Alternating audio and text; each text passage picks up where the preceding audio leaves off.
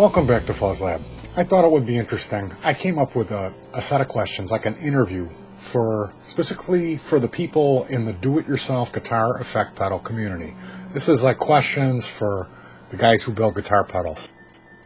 So anyway, today is a day where I get to do my own interview. I apologize. I'm in my normal area where I shoot my videos. I tried to encourage everyone to spice it up and film somewhere different. I did make an effort. I filmed this already once with a lavalier mic, and the audio was terrible. I don't know why. But yeah, I would have had to move like a piece of rack here, then I got a preamp over there, all these cables and stuff. So I took the easy way out. We're in Fuzz Lab. I apologize. But anybody else, go film it in the bathroom or somewhere up on the roof. Do something, spice it up a little bit. Make an effort. Don't be like Petey. So anyway, I've got my assistant Gapti here. My wife is going to ask the questions. And I guess, yeah, enough of my yakking. Let's boogie. What is your first memory where music clicked for you? First music memory. Well, I was a real little kid. My dad, he was obsessed with a guy named Harry Nilsson. Nilsson was John Lennon's drinking buddy, and he's got a bunch of excellent albums. He's a vocalist, 5-octave range or something. But, yeah, I wanted to be a spaceman. This album called Son of Schmelson. This tune, Spaceman. Another good one, Rain Man. All of Nilsson's tunes are good. But, yeah, check out that Harry Nilsson. Really, really good music. What was your first live music experience? First time I ever saw a real live band, well, that was my older brother. Took me to see something called Beatlemania at the Blackstone Theater. And we got there early. We ran over to the theater and saw Dress to Kill. And then got robbed, had to pay the protection money, to sit in the attic. It was downtown Chicago, But then we saw Beatlemania. Yeah, they really did play the instruments. So they didn't lip sync, and they changed costumes like 4 or 5 times. So, and then really, that was cool and everything. I got off on it. I remember Revolution, number 1, is it? Not number 9. And then later on, when I was 17, Black Dove, Roger Waters at the Rosemont Horizon with Eric Clapton on guitar, his first solo tour. And that was...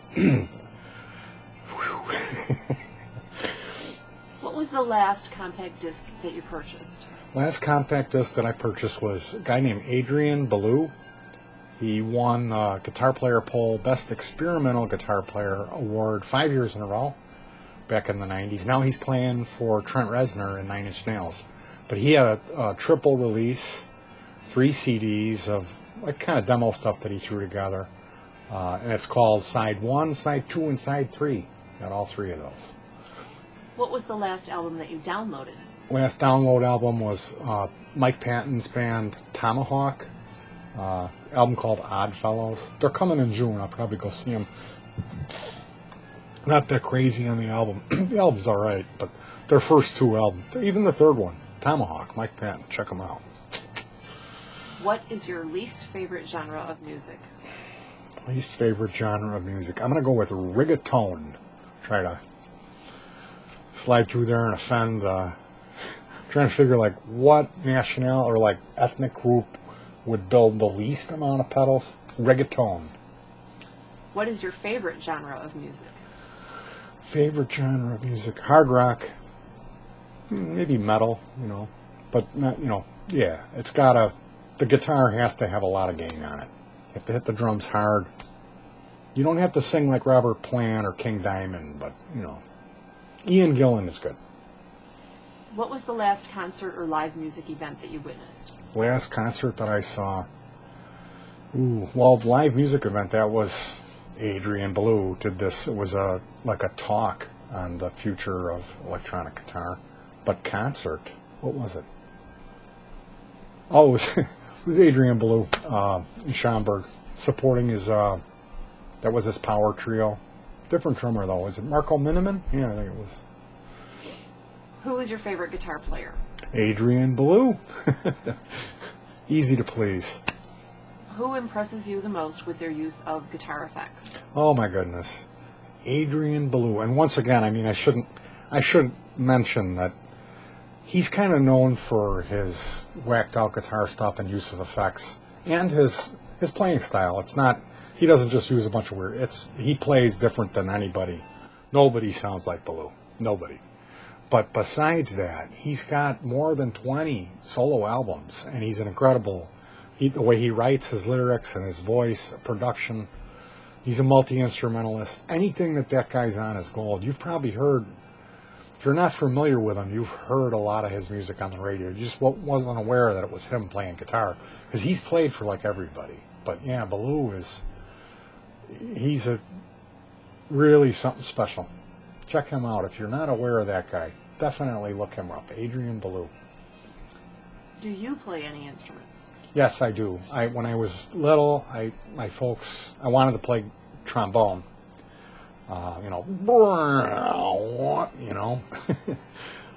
Dive bomb. But they got me a cornet, a little trumpet. I did that for a few years. Did pretty good with it.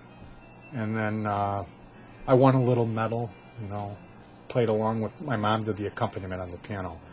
I played in the church once, and I really did practice the piece, but I was so nervous when I got up there. There was a couple good-looking girls at the church. I got up there, and I just started sweating profusely, and I played some notes, but none of them were the right notes. And a bunch of people from the church came up and like, yeah, good job. I'm thinking, it's not, don't lie. Not, and especially not in church. I think God might be, Jesus is going to get you. Liar. Do you play any other instruments besides the cornet? Oh, yeah, I play trombone. No, I play bass. I probably should tell you the story. That same church, I reached under a lawnmower after I pulled the gas off, but I'm missing the tops of these two fingers. So that's kind of part of my nickname, although my name really is Pete. But I'm missing these two. And so I started with guitar, and then this happened, and I went back to guitar, electric, learned a little bit, and then I ended up kind of getting pushed off onto bass. And I was happy with that. It was, obvious decision. The guys that were my age at the time were so much better than me, having four fingers, So I stuck with the bass, played in a bunch of cover bands, and we weren't successful. We played shows. We played parties and bars, and I was in a bunch of bands. Back then, bass wasn't really as popular. Everybody kind of wanted to play guitar, so I was always in 2 or 3 bands at once. And I never would tell anybody. I would just go and audition for the job, get the job, and then a couple practices later, I would be like, check this out, and I would show them. I would say, I can't really, go nuts because I, 2 fingers on the frets. So I stuck with the guitar. I started recording later. I quit playing with the bands after I got married, and I've, gotten a little bit. I've stuck with the guitar. I'll leave it at that. Okay, the next question is, are you or were you ever in a band, which you kind of already answered. Yeah. Well, after the family band thing, I started the family band where my daughter was, she was 4, and she was our singer. We did Heavy Metal Barney and Hard Rock Mother Goose, and we played a bunch of shows for family parties and stuff. My wife plays the bass, and we used MIDI, and that was a lot of fun. Man, we had so much fun. We did that. We have 3 CDs, so there's a double album of covers that we did, like serious. We rehearsed for 3.5 years for that stuff, and it's really heavy. And that's like Faith No More, Phantom S, the like post-LSD Beatles. It's a really good double album. But almost 4 years of rehearsal, 42 days of recording. So yeah, that family band's still going. I have 2 girls, two kids. So my younger daughter's, she just kind of exploded into the music thing and turned out to be a real legit music freak. And so she's playing guitar now. And now we don't do covers anymore. We're just kind of playing around with fun, original, basic rock stuff. And my older daughter, who was singing, is playing keyboard. And I've been writing stuff, and I'm looking to get my my wife involved in the writing process. And eventually our goal is 100 songs, and we're going to record those when we're sick of doing it. But we use line-in the winter, and in the summer I built battery amps, and we go to the forest and jam outside. So it's cool. It's fun. Cook up a little barbecue, you know. Okay, the next question is, have you done any recording? Yeah, I did. I recorded. I've got 4 solo albums, and then 3 with the family band. So, I mean, you know, 2 of those solo albums I'm really proud of. The one, man, it killed me. But I like that one. So yeah, I got 4 solo albums. 2 of them are good. Do you have any other hobbies or interests besides do-it-yourself effects? No. When I was a kid, I was really into Estes rockets. Go back to that spaceman thing. But no, music and electronics. I mean, I had a paddle boat, you know, like where you pedal it, and put a bunch of electronics on there, and we ran around on the river for like 11 years doing that. I mean, silly, you wouldn't believe. Check out my video, Crazy Boat. If you don't believe me, check it out. But we were always jamming too. We had a little island, and we jam on the island. Bring some congas out there. It's good fun. But no, music and electronics pretty much. What was your very first experience with electronics? Very first experience. Well, my cousin showed us how he could take a D battery, a piece of wire, and a little incandescent bulb and make that light. And that just blew my mind. So later on, I got home and I took the flashlight apart and got like a paper clip, and I figured out how to do it. And so I came sneaking into the kitchen. My mom was in there. She had some lady over. I don't know, they were having like a Bible study or something. So I come in there and I'm like, check this out. And I lit the lamp, and my mom was like, but the other lady, she, I could tell. So, yeah. Next question. My wife is just kill me. Do you have any formal training or mentoring in electronics? Formal training. Well, I did take electronics class in high school, and at the end of the first week, I went and talked to the guy. He was the football coach, Mr. Gartner, cool guy, and he was a Navy guy. And he didn't get into avionics though. He got his training post-Navy. But anyway, the football coach, and I told him where I was at, what I was doing at the time.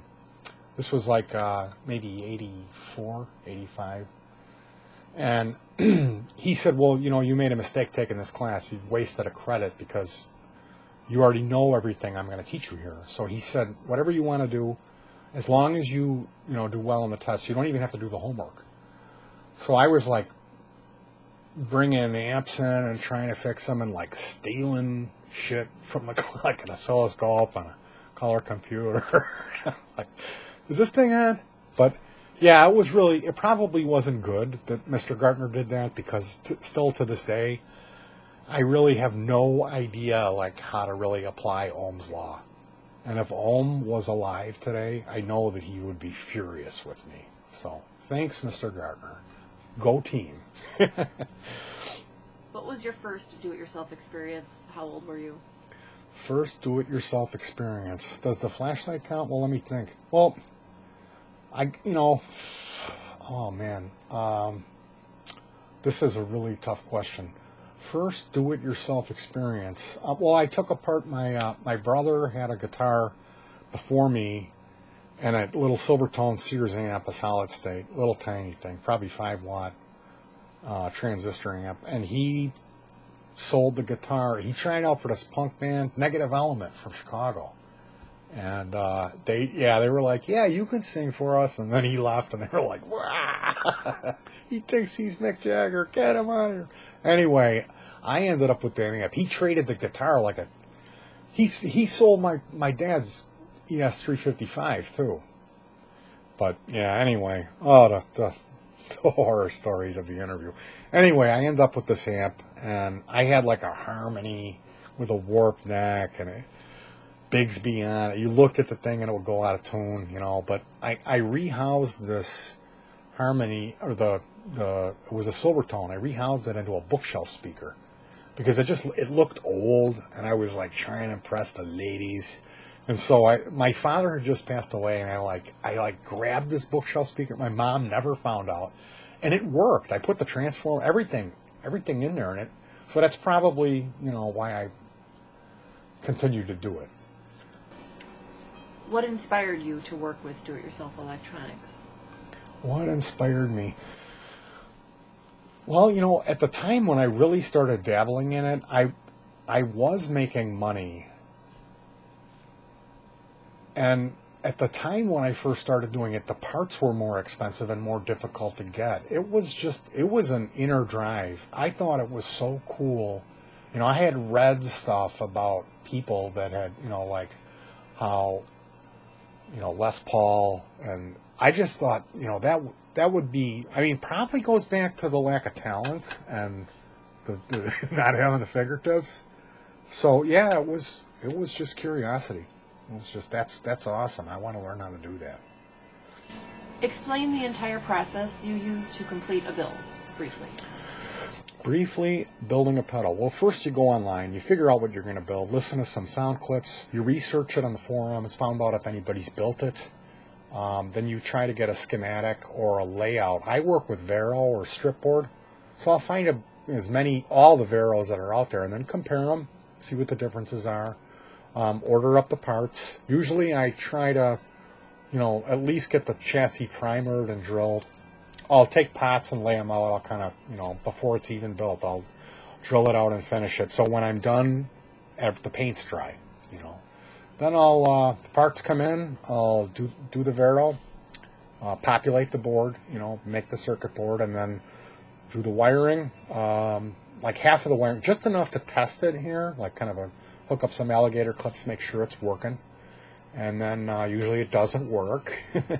So when I get it working, I'll wire it all up with the controls, the pots, the jacks, and install that into the box. A good tip: you can take the box. You have your box, you're all ready to go. You think, well, you'd put everything in here and then solder the. Well, you don't. You turn it up this way. You put the pots in upside down and the switch in this way, and then you lay your circuit board on top. You can cut the wires just exactly how long you need them to go. And then you can kind of just pull the whole thing out, flip it around. Because it's a little easier to do it that way than having the sides kind of getting in the way. It's just a little two-finger tip for you. Hey. So, yeah. What Petey does is not always necessarily the best thing to do. I'm not an expert at doing this, and I don't want to come off like I'm a pro. It's a learning experience. So keep that in mind. I've only done, a dozen pedals. I've done a lot of hacking and screwing around. Now I'm getting serious. I'm trying to up my game. But I don't want to come off. If you're watching this interview and you're learning, you might want to, switch over to somebody else's interview. That might be a good plan for you to do that right now. What was the easiest build you've completed? The easiest build that I completed was the diode 250 overdrive preamp. And really, for me, it's more of a distortion. There she is. I think my kids did this roll paint job, and it's turned out pretty good. We live about a mile away from it's a industrial park with a bunch of businesses. There's a paper company. I get all my scrap paper. There's an upholstery place. I get all my foam, rubber, and cloth. There's a shoe sample, like a shoe place. I get they're like these pimp shoes, but you get one right, one left. You got to kind of mix and match on that. Then there's an HVAC place. I can get PVC, like weird pipes and stuff, and sometimes thermostats and modules. Then there's a Korean guy has a computer business, so it's like old computer parts, power supplies, and chassis and stuff. Then there's 2 cabinet companies, all my scrap wood, and an arcade place. So sometimes they throw out old arcade games. I got a trackball thing, and I spliced that into a ball mouse for the USB. And we got all the MAME, we've got all the golden tea and everything. But anyway, this arcade place, I got about a half a dozen of these little modules. And there's a wire on it, some kind of remote. I think they can shut the game off with a switch behind. I don't know what this thing is. I think that's what it is, though. But they have old, circa 1975, 1980 LM741 CN chips. So I got my mojo chip for my diode preamp. Now I did a switch for the diode, the clipper to make the distortion. There's like either the regular stock thing that makes it a distortion, or then you can go up and make it it's LED, so it's more of an overdrive. It's less distortion. And you can see here, it's kind of, there's a lot of extra wires floating around in there. It's not really that neat and clean. But yeah, this one, it slapped together.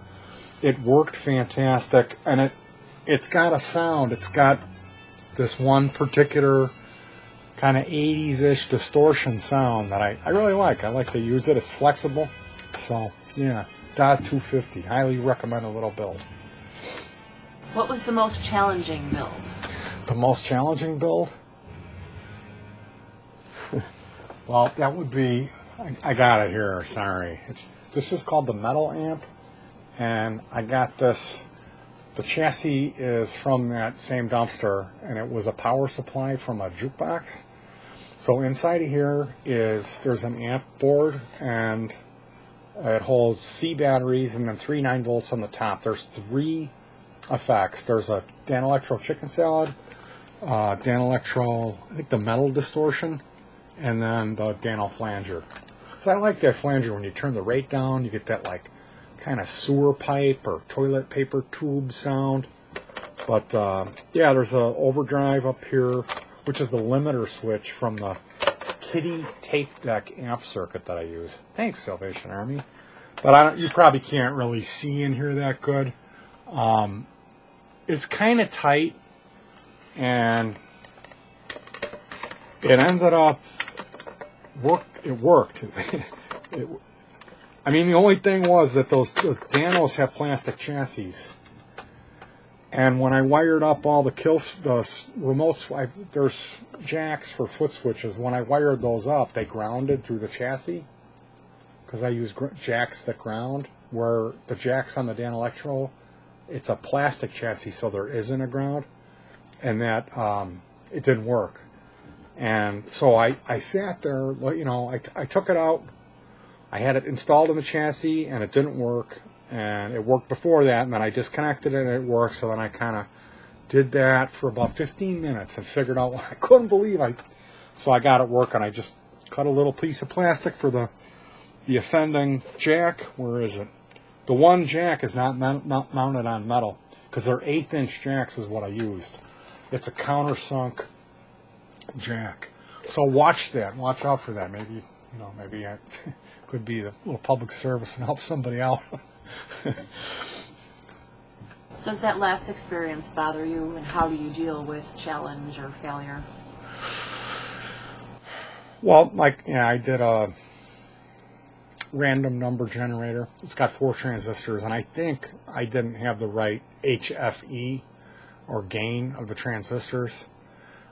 That circuit is kind of particular from what I read, that there were other people that it did not work for them because they did not have the proper HFE transistors.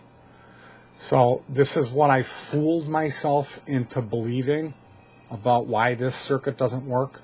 I'm sure I'm wrong, but in my case, I had to step away from it after 2 days of monkeying with it and going through all of my transistors.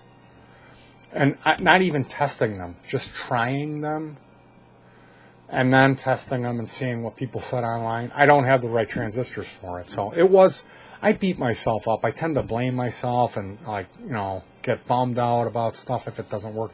You gotta, at some point, you gotta just step away from it and move on. Come back to it later, you know. Build a bass fuzz, you know. Go play some Miss Pac-Man, or, you know, eat a boiga, something, you know. Throw another shrimp on the bobby. But you can't get hung up on it. You gotta kind of, you know, move on a little bit. I still have that thing up here, and I know I'm going to get it going one of these days. I could go nuts and order bulk batches of 40 or 50 of each variety transistor, build another circuit board, and then find out that I was right, that it's just I didn't have the right transistors. But I'm not interested in it, you know. It's a bullshit circuit to begin with.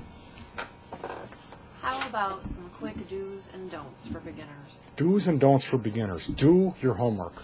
Read as much as you can. Try to figure out what's going on. You know, compare a bunch of different approaches to the same result. Ask questions. Take your time. I use, like, you know, these pill holders are great. You can put the resistors in one, get another one for the capacitors. Label, like I use Vero board, strip board, so I'll put a piece of tape on each axis and label that and like triple check. Because I have, when you rush, you screw up. So, you know, double check everything. Try to come up with the system. Like I use the same color wires for the same stuff for the input and from pedal to pedal, you know. If you can like kind of keep it simple and, you know, don't build when you're tired, don't build when you're pissed off. So for me, that really limits my, don't build, don't drink, don't drive and build, you know. When you first started with do-it-yourself effects, where did you get your parts? Well, for me, honestly, I mean, when I first started, I kind of put the word out, and I told a bunch of friends and relatives, like, hey, have you got any, like, old VCRs and junk that, you know, if you're going to do a spring cleaning, don't throw it out. Just, so I ended up getting, you know, I got like 4 or 5 VCRs from one family and some other stuff. I had another guy who got out of jail, and, like, his mom had passed away, and I got, like, he gave me his jail alarm clock. It was all clear. My wife was like, cool, because she likes stuff from the 80s. And I'm like, that's so you can't put your weed in there, you know. So we kept that. A lot of the stuff all the stuff that worked was like, yeah, new Betamax, you know. But the rest of the stuff, I was using desoldering braid. And then I bought for $12 from Radio Shack, you know, and pulled a bunch of parts out of there. And then I found that, you know, you can't find out for what we're doing. You do have to order most of the. It's going to be tough for you to find the active parts, and you're not going to the other stuff, the resistors and the capacitors. You're not going to save enough money for it to make it worth your while to do that, unless you're like really, really cheap or you're scared of your wife. If your wife's a bitch, like my wife's cool, so I don't have to worry about shit like that. But It was a fun thing to do, like ripping all that stuff apart, and I did use it for breadboarding, but kind of immediately after that I wised up, and then I found overseas retailers where you can get the stuff really cheap. You have to pay the shipping, you have to wait a while, and, you know, I would recommend, there's some American guys like Small Bear Electronics, you know, support the good guys. He's one of the good guys, so. You know, Radio Shack, they do have a lot of stuff, but you're not going to be able to find everything there. It's nice because they have the stuff there. If you live by a Fry's Electronics, you know, go for it. But if you're serious about this, you'll find out in a hurry what I'm talking about. Unless you got money to burn. And, I mean, frankly, you're just not going to be able to find everything you need in one place. You're not. You're going to end up ordering, you know, from a few different places. So that's one of the challenges, you know. But doing it nowadays, as opposed to when I first started trying to do this stuff in the mid-'80s, was the first attempt at it. And then in 92, I tried it again. Now, with the internet, man, you got no excuse.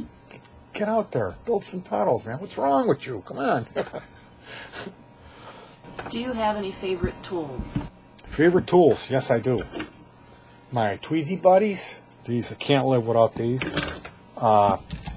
Snippy buddies here, Snippy Pal, little Snippy Snips, and then the clicky clacky thing. See, it's 1 versus 3 here in the 2-finger household. It's like me and then 3 broads. So if I'm gonna be like, give me my wire stripper, which one? The red one, the ones that cost $29 from Radio Shack. You know, that isn't gonna fly. But if I'm like, hey, hon, could you give me the clicky-clacky thing? That's all you need. See how that works? Here, that's for you. Is there anything that you regret buying? Besides that ring? Man, I am cut. Do your interview yourself. Don't hire somebody. Go to a hotel room and get a prostitute. Take the easy way out. So, what was the question? Is there anything that you regret buying besides the ring? Yeah, this. This is a cheap $8 meter. It had an HFE test, and I was like, man, this is awesome. I'm going to get to test all my HFEs. And then it didn't work. The socket doesn't work. I know this is a real touchy subject about testing HFE, so I'm not going to get into it because I don't have time. But yeah, make sure you consider leakage. You really can't use this for a germanium transistor. So there's a guy named Chromosphere. You need to go and watch his series on germanium. This is useless. Go check out Paul's videos and you'll learn the right way to do it. But for me, when I got this, it didn't work at all.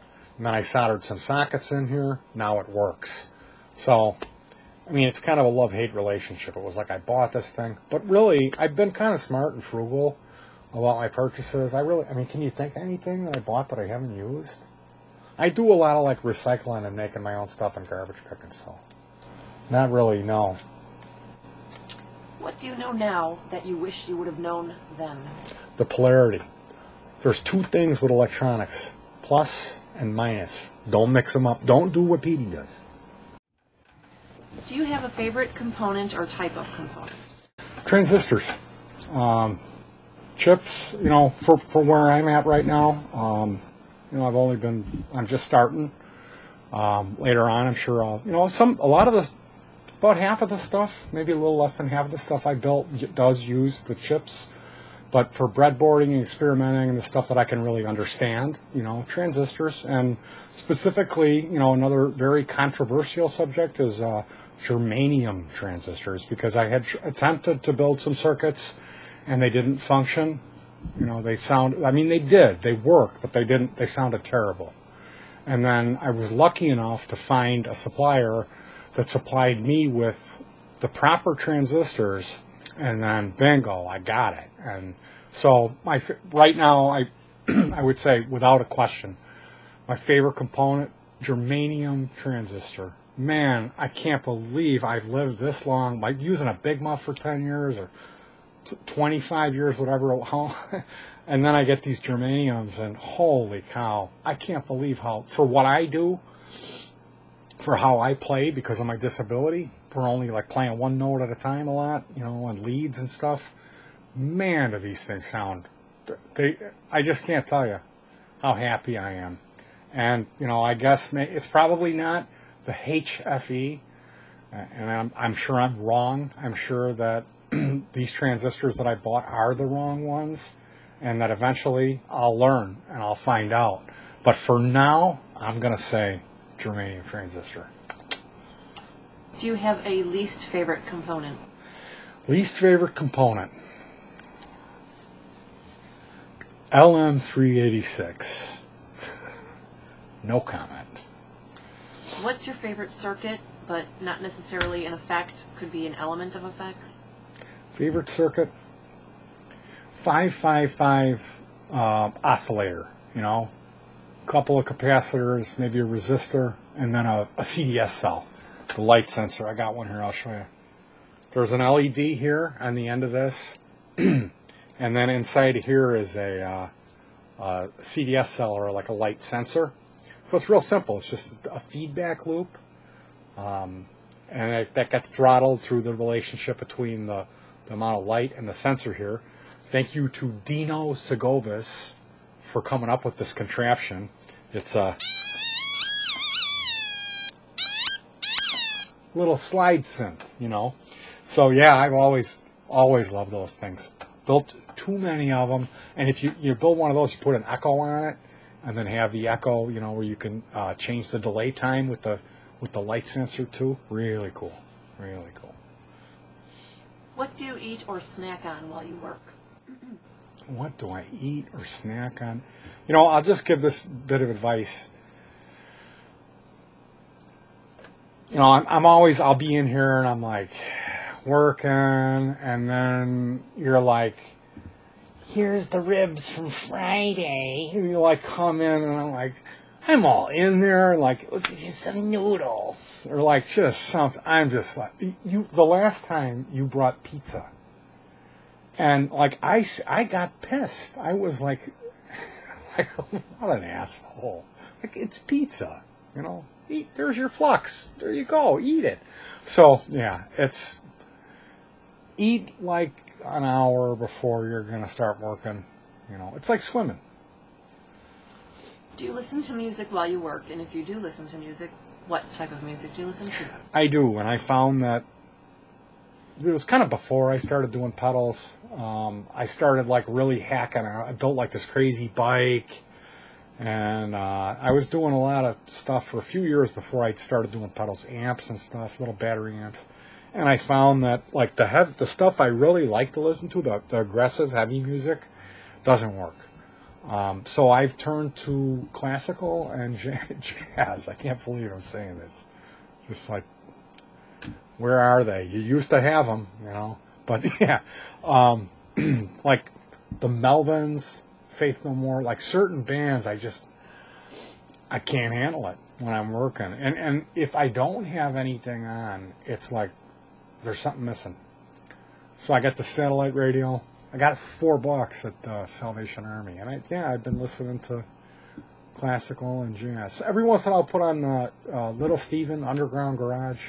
It's fantastic, but that's more like when you're wrapping it up, when you're not really trying to pay attention. When I'm paying attention, yeah, or you know, book on tape. Like I got the Jim Morrison biography, or well, autobiography, the Jim Morrison book on tape. You know.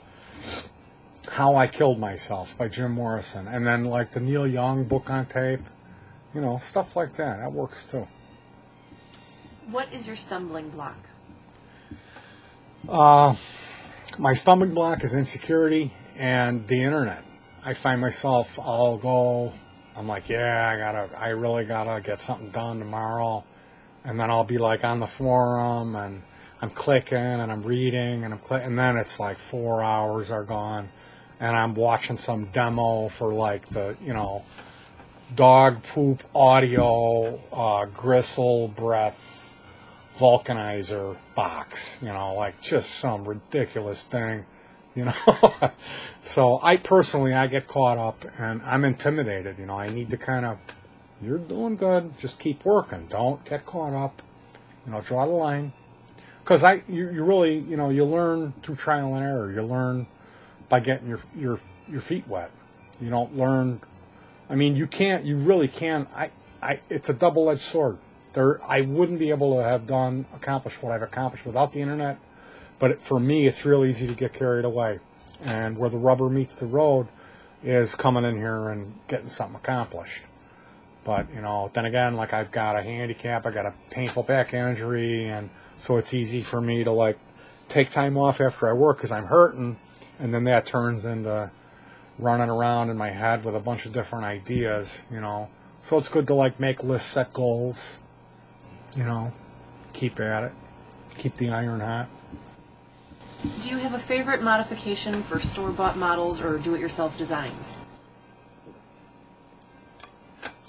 Well, if you've never done anything like this and you want to get going, you know, and like I'm gonna build a polymorphing phase delay, you know, you got to start simple. And the best thing, I mean, I'm sure this is going to be a popular answer to this question, would be diode mod.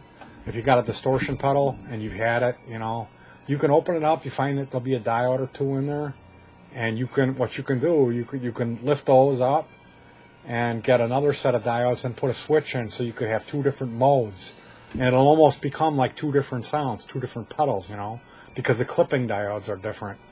You know, most of them are silicon. You can get germaniums or use LEDs. That's like, it'll be louder, but it's less clipping, so it's more of an overdrive.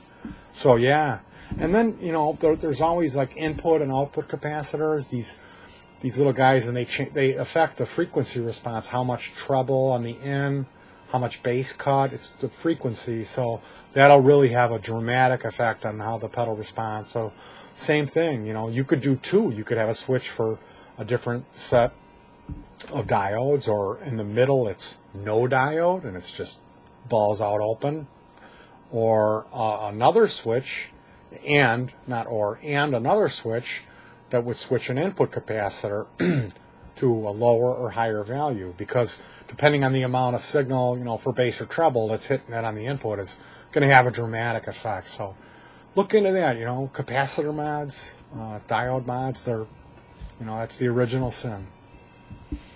Do you have a favorite instrument in your collection? I do have a favorite instrument, and I want you guys to check it out. So I'm going to take a quick break here. You can check out my favorite instrument from my collection.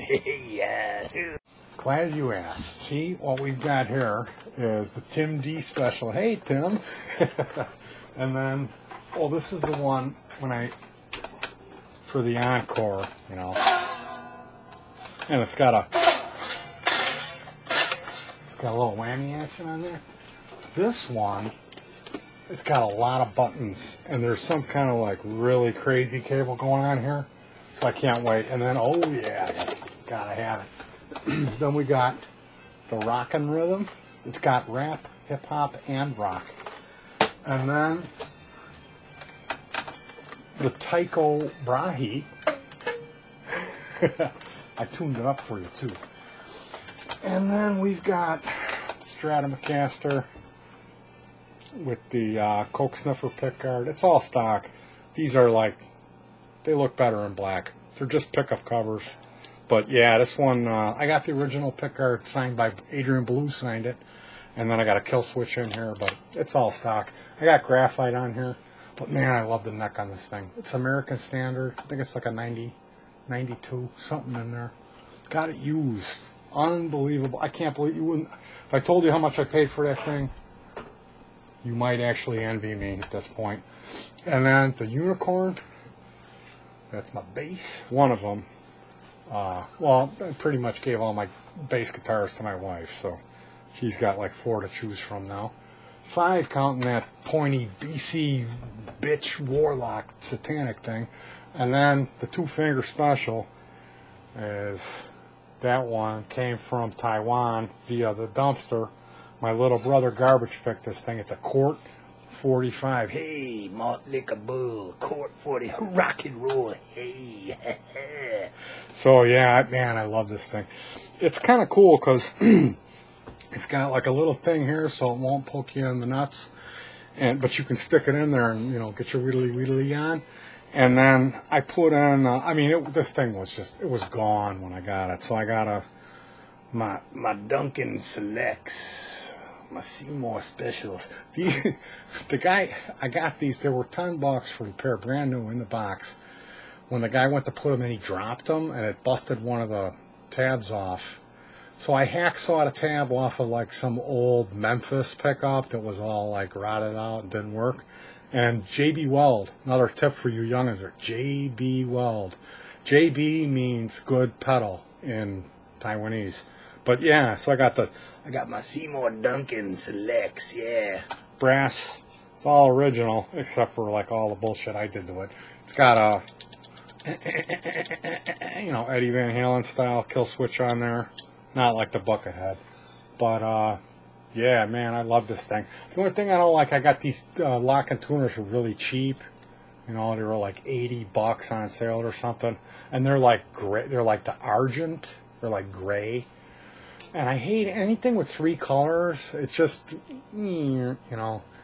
But, so you got like black, chrome, brass, the brown from the wood, the gold, kind of matches the brass, and then the argent.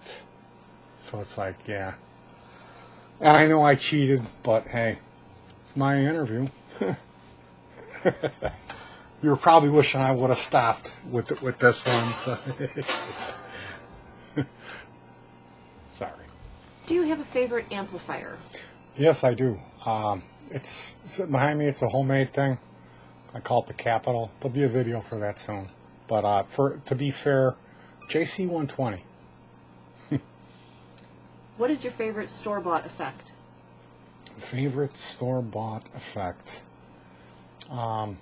RPS 10 reverse pitch shifter. It's a long story. I'm going to tell it.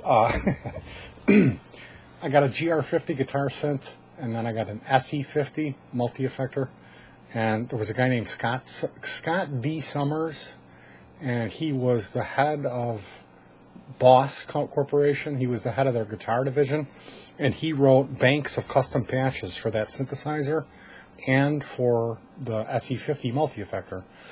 And I found that when I used, he had two patches that he named after himself, and when I used both of those together, it was cool.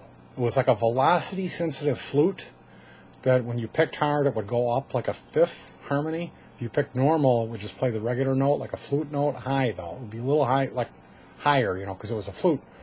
And then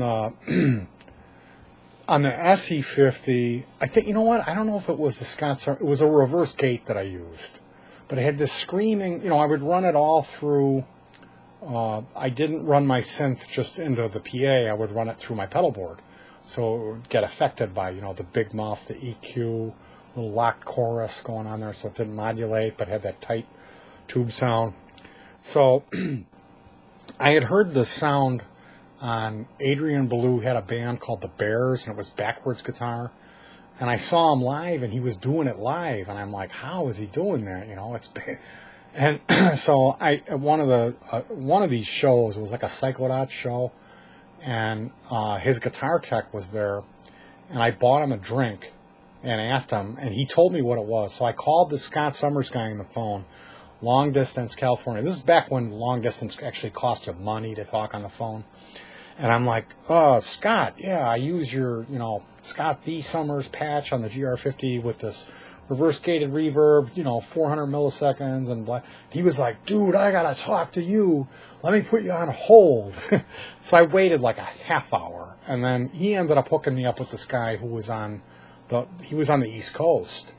And so I'm from Chicago. I drove halfway across the country and picked up this thing for $300. It's a backwards box. You hit the note, it comes out, you know, backwards. It's reverse echo, which back then, the only other device that had that effect was an Eventide 3000, which not only is at the part number, but it's the price tag. So, I mean, this was literally the only game in town. That's what Adrian was using. Rob Fetters was using it. And so I couldn't believe it when I actually got the thing home. It's, you know, you hit the note, you actually have to wait for it to come out because it goes through the processor, and then, you know, you set the mix 100% wet if you're going to, you know, do it right. And so you have to play ahead of the measure, which it's kind of like riding a bike. Once you learn how to do it, you know, you never forget. But, and it doesn't really matter, you know, 2 fingers, 1, I mean, just, or nothing, you know, it's backwards. Man, does that sound cool. You know, Satan. A little bit of, you know, backmasking goes a long way. So, yeah, RPS 10 for store-bought. If I was going to bring it down to reality, as far as something, you know, anybody would be able to find, jeez, Big Muff, Boss CE2. Yeah, see, these are all kind of, yeah. What's your favorite do-it-yourself effect? Favorite do-it-yourself effect? Favorite one that I have on my... Well, you know, I'm going to be selfish again. The high-gain fuzz that I designed. It's Gus Smalley. Thank you very much. It's a Smalley boost going into a dual Baz fuzz, Christian P. Hemo. Thank you very much for your contributions to the community. That guy's awesome. I wish he would still come around. I mean, what happened to that guy? But yeah, you take 2 bass fuzz. The first one, you use a Darlington, and then an orange 3mm ultra bright. That's the key here. The second bass fuzz, you use a regular, like a 5088, and you use I think it's a germanium, like a 1N34A. And the key is you put 68K metal film resistors in between all 3 stages. 2 controls, 100K logarithmic pot for the volume on the out, set up like a voltage divider, regular. And then the only other control is the regular 5K pot adjuster for the gain on the Smalley boost. So, try that out sometime. I know you won't, but changed my life. I use it every night. I love that thing. What's your favorite complex signal chain or series of effects? Complex signal chain. Well, lately I've been using a Fox tone machine that I've modded for like not so harsh, crazy. Like I changed the capacitor values, lowered them so it's not so crazy, and so it's like it's a cocked wah sound that's toe up, heel down, going into that. A little boost in front of it, pushing it. Then a chorus that's turned all the way down, no modulation, sewer pipe sound. Going into a flanger, same thing, double sewer pipe with a little delay.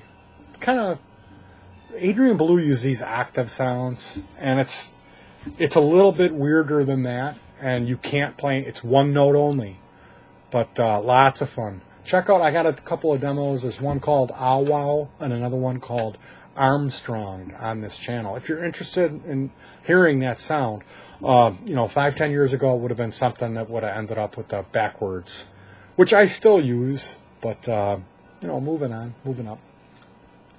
Do you have a favorite manufacturer of guitar effects? I'm going to say Electro Harmonics. I mean, Mike Matthews, you gotta love him. A lot of weird shit, a lot of noisy shit, a lot of inconsistent shit. But as far as, I don't want to say being an innovator, just being weird. They have an unbelievably cool series. They have some guy they hired, and he demonstrates these complex signal chains and pulls off just some crazy stuff with the EH stuff. So just for kind of their spirit, and I mean, Boss, what can you say about Boss? I mean, close second, but just for where I'm at and what I really love, and I don't own that many EH devices. I did. How I kind of got into this when I first started playing, a good friend of the family had found Jesus. He found the Lord, and he quit rock and roll. He showed up knocking on my door with a box full of Electro Harmonics pedals. He's like, yeah, I don't do this anymore. You want this stuff? It was like a big muff, a little muff, a screaming tree, a small stone, and a Morley wah, big chrome Morley wah, some big fat leather straps. And at the time, I had that little Silvertone amp, the transistor amp, and like this Harmony guitar that was garbage because the neck was kind of like a rubber neck thing. Look at it and you got to tune it. So yeah, that brought me from playing like the theme from Deliverance, dueling banjos, up to like trying to ape The Wall and the solos from Animals, the little color wheel from the Christmas tree. Put a stop switch on it, little bends going on. Electro Harmonics, man. What can you say? Thank you, Lord. A big muff. I found Jesus too, but he takes a 9-volt. Is there a person or persons in the community whom you look up to, admire, or respect? Man, I'm gonna say Tim D. Tim D, I'm watching you, and I love your work, man. And I know, may not be the next big thing what you're working on, but I think it is. I think that crazy circuit bending and that noise aspect that you're chasing down, just the kind of random approach. You got guts, man. You really do. You stand behind your work. I really admire your approach, and I want to try to copy some of that stuff you do, but man, I had bad luck. You always use those LM386 chips. Come on, Tim. I hate those things. So, that's what I'm going to say. There's so many other people that I consider my friends. And, I mean, I look up to, when you're like me, you're at the bottom of the rung. The only way to look is up.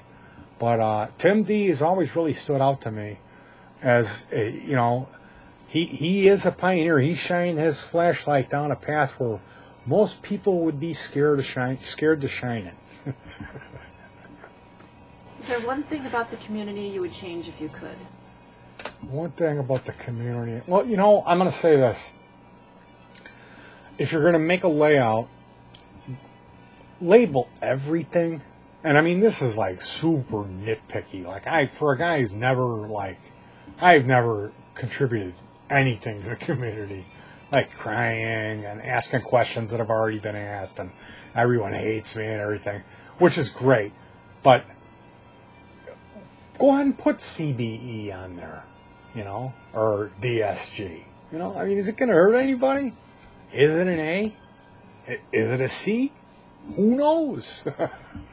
So, and you know, that's one thing I will say is when you look at the normal internet behavior on forums with all the infighting and bickering and everyone's trying to top everyone else, and there's all of this flame wars and stuff that goes on. There's none of that in this community. And that's why I'm not taking the easy way out. That's really the only thing I could think to say. You know, it's not a lot, but some of the layouts I've looked at, might be a couple things that were overlooked to be labeled. Like if you were really a moron like me, you wouldn't be able to figure it out. I'm kind of a paint by numbers guy. I don't think it's fun to have to try to figure stuff out because I can't. I can't do any math or theory. So I kind of want to be spoon-fed. But I understand how that's like shooting the whole idea of this concept of we're supposed to have ideas and let them grow in the foot. But, you know, for me, dot the I's and cross the T's, guys. Okay? Sorry. That's all I could think of. How do you feel about Mojo? Mojo's bullshit. There was this one capacitor I pulled out of a VCR, looked like a little brownie, and it sounded different. I tried all the capacitors, I had the same value in that circuit, and it did this really weird thing. It was a minimal component circuit. It only had it was a fuzz, and with that one weird ass capacitor in there, you know, it really. And I ended up losing it. I don't know where it is. So there's your mojo right there. If there was a genie in a bottle who gave out guitar effects, what would he bring you? Synthi Hi-Fly. Tell me about the one that got away. Well, you know what? I'm going to change my answer.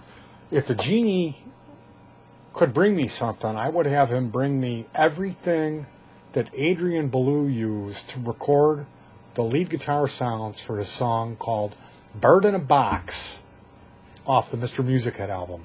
Because I asked him, and he was like, oh, I forgot. And he wouldn't tell me. I know he was lying, too. It's not nice to lie, Adrian. Tell the truth.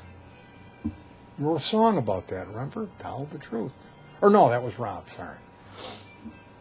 Tell me about the one that got away. The one that got away? Yeah, that random number generator fuzz. Thank you, Dug Deeper. I never should have said that was a bullshit circuit. It's an excellent circuit.